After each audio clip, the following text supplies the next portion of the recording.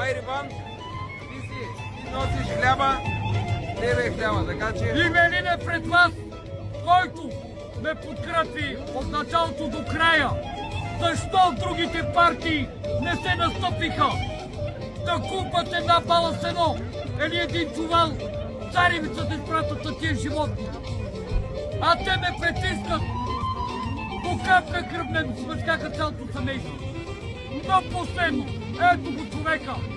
Вярвайте на него. Само на милиция.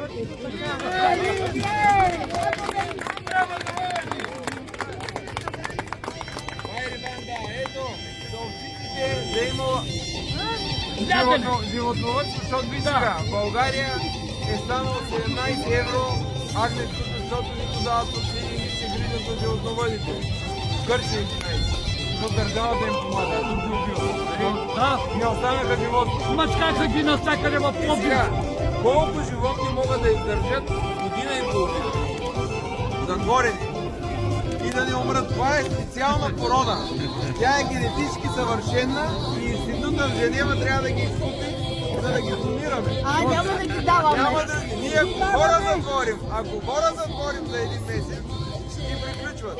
Ето, ние ходим 18 часа се разболят. Представяш ли се, овците година и половина? Каква е тази чума, тя обратно